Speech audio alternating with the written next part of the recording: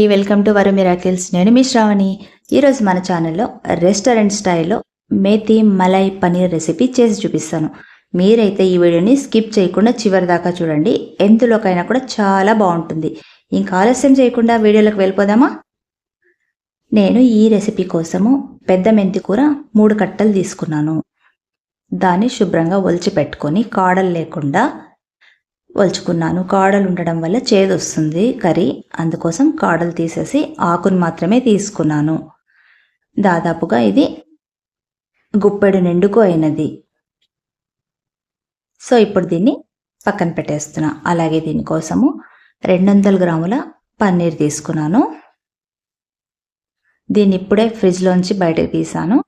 దీన్ని కాసేపు పక్కన పెడితే రూమ్ టెంపరేచర్కి వచ్చేస్తుంది. అప్పుడు కావాలంటే దీన్ని క్యూబ్స్గా కట్ చేసుకుందాం. ఇప్పుడు క్యూబ్స్ కట్ చేసుకున్నాను. ఇప్పుడు ఇది కూడా పక్కన పెట్టి మనం తీసుకున్న మెంతి కూరను సన్నగా కట్ చేసుకుందాము. సన్నగా కట్ చేయడం వల్లనే కర్రీకి ఫ్లేవర్ బాగుంటుంది, టేస్ట్ బాగొస్తుంది. అందుకే వీలైనంత సన్నగానే మెంతి కూరను కట్ చేసుకోండి. ఇలా మీరు తీసుకున్న మెంతి కూర అంతా కూడా కట్ చేసుకొని ఒక బౌల్లోకి తీసుకోండి. నాకైతే దాదాపుగా 1/2 బౌల్ వరకు వచ్చింది కట్ చేసుకున్నది. ఇప్పుడు దీన్ని కూడా పక్కన పెట్టేసుకుందాము.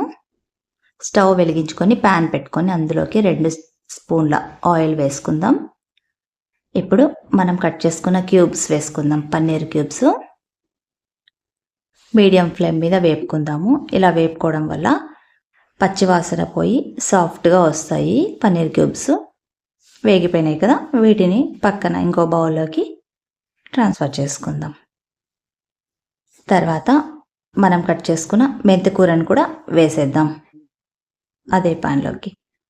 దీన్ని కూడా లో ఫ్లేమ్లో ఫ్రై చేసుకుందాం. మెంతి కూర ఫ్రై చేసుకోవడం వల్ల పచ్చివాసన అనేది పోతుంది, చేదు అనేది పోతుంది. వేగిపోయింది కదా, ఇది కూడా ఇంకో బౌల్లోకి ట్రాన్స్ఫర్ చేసుకుందాం.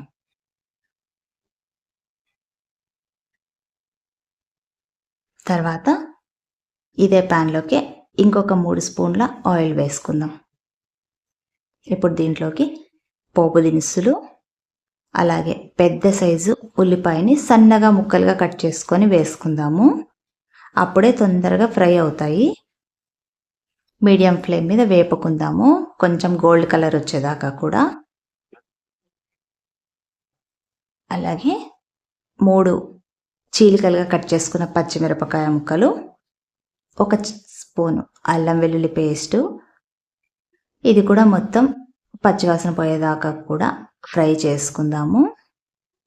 కలర్ మారితే బాగుంటుంది ఫ్లేవరు. వేగిపోయింది కదా, ఇప్పుడు ఇందులోకి మనం తయారు చేసి పెట్టుకున్న పెద్ద సైజు టొమాటో ప్యూరీని వేసుకుందాం. పెద్ద సైజ్ అయితే 1 టొమాటో సరిపోతుంది, చిన్నవైతే 2 టొమాటోలు ప్యూరీ చేసుకొని వేసుకుంటే సరిపోతుంది. ఇప్పుడు అంతా ఒకసారి కలుపుకుందాం. ఆయిల్ పైకి వస్తుంది కదా, ఇప్పుడు ఇందులోకి 1 స్పూన్ సాల్ట్, 1/2 టీ స్పూన్ పసుపు, 1 స్పూన్ ధనియా పౌడరు, 2 స్పూన్ల మిర్చి పౌడరు, 1/2 స్పూన్ జీలకర్ర పౌడరు. ఇప్పుడు కట్ చేసుకున్న ఫ్రై చేసి పెట్టుకున్న మెంతి కూర కూడా వేసేసి మొత్తం అంతా కలుపుదాం. ఆయిల్ పైకి వచ్చేదాకా, ఇది ఫ్రై అయ్యేదాకా కూడా కలుపుకుందాం. ఇప్పుడు దీంట్లోకి 1.5 గ్లాస్ దాకా వాటర్ వేసేసుకుందాం. అలాగే 1/4 టీ స్పూన్ గరం మసాలా కూడా వేసుకొని ఇప్పుడు మనం ఫ్రై చేసి పెట్టుకున్న పన్నీర్ ముక్కలు కూడా వేసేసుకొని మొత్తం అన్నిటినీ ఒకసారి కలుపుకుందాం. పన్నీర్ ముక్కలు ఒక 2-3 మినిట్స్ బాయిల్ అవుతే బాగుంటుంది, సాఫ్ట్గా ఉంటాయి. తర్వాత ఉడుకుతుంది కదా, ఇప్పుడు చివరిగా ఆయిల్ పైకి వచ్చింది కాబట్టి చివరిగా క్రీమ్ వేసుకుందాం. ఫ్రెష్ క్రీమ్, మీ దగ్గర క్రీమ్ లేనట్టయితే నెయ్యి అయినా వేసుకోవచ్చు, లేదంటే బటర్ అయినా వేసుకోవచ్చు. నేను దాదాపుగా ఒక 20 గ్రాముల దాకా ఫ్రెష్ క్రీమ్ వేసుకున్నాను. ఇప్పుడు దీన్ని కూడా ఇంకొకసారి మొత్తం కలిపేసుకుందాం. అంతే, రెసిపీ తయారైపోయినట్టే.